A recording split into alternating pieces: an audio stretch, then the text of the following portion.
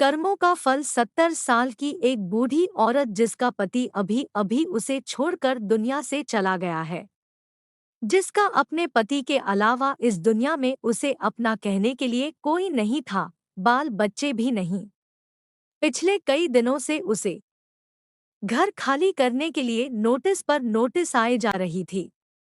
उसने अपने जानने वालों और रिश्तेदारों से कई बार मदद के लिए गुहार लगाई, लेकिन सिर्फ नाम के लिए ही उसे के थे, अपने उसकी शिकायत पर ध्यान नहीं देते, उसकी सहायता के लिए कोई भी आगे नहीं आया।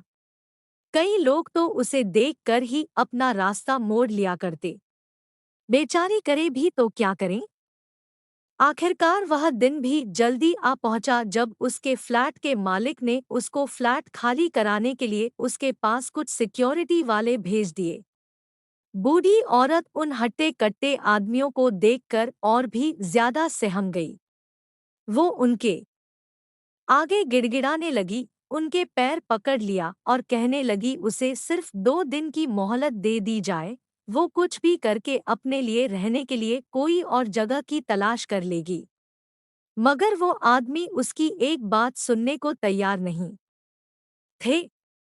जब सिक्योरिटी वाले उस बूढ़ी औरत को धक्का मार के निकलने ही वाले होते हैं, तभी पीछे से एक आवाज आती है, खबरदार, जो इस अम्मा को किसी ने हाथ भी लगाया तो इन्हें इन्हीं के घर से कोई नहीं निकाल सकता। सिक्योरिटी वाले हैरानी से उस आदमी को देखते हैं और पूछते हैं कि तुम्हारा मतलब क्या है। तब वह आदमी उस फ्लैट के पेपर दिखाता है जिन पर उसी बूढ़ी औरत का नाम होता है।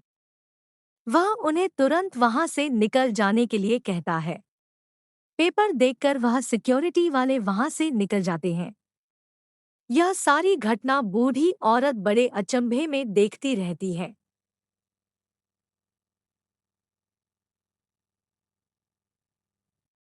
सबके जाने के बाद बूढ़ी औरत उस आदमी से पूछती है कि बेटा, मैंने तुमको नहीं पहचाना, लेकिन मैं इतना जरूर कहूंगी कि तुम आज मेरी जिंदगी में भगवान की तरह आए हो। तब उस आदमी ने अपनी पहचान देते हुए उस बूढ़ी औरत से कहा, याद कीजिए माजी 20 साल पहले आप और आपके पति एक मंदिर आए थे। वहां पर एक छोटा बच्चा आपसे स्कूल में भर्ती होने के लिए भीख मांग रहा था। आपके पति ने तो यह कहकर आपको मना कर दिया था कि इसको पैसे मत देना, यह नशा कर लेगा, और आगे चले गए थे। लेकिन आप वहीं पर रुक गई थी और आपने अपने पास रखे सारे पैसे उस बच्चे को दे दिए थे। आपने आशीर्वाद और एक ताबीज देते हुए उसे कहा था कि भीख मांगने से अच्छा है छोटा मोटा काम करो और अपनी पढ़ाई पूरी करो, तुम्हें भगवान जरूर कामयाबी देगा। माजी मैं वही भिखारी बच्चा हूँ जो आपके बताए रास्ते पर चलकर आज इतना बड़ा हो गया है, एक एस्टेट एजेंट बन गया है और इस काम में बहुत शोहरत और दौलत कमाई है। इसी काम में मुझे इस बात की भी खबर रहती है कि किस दिन कौन सी प्रॉपर्टी खाली करवाई जाने वाली है। जब मैंने आपका नाम इस लिस्ट में देखा तो मुझसे रहा नहीं गया। जो मदद आपने मेरी बरसों पहले की थी वह मैं आपको लौटाने आया हूँ।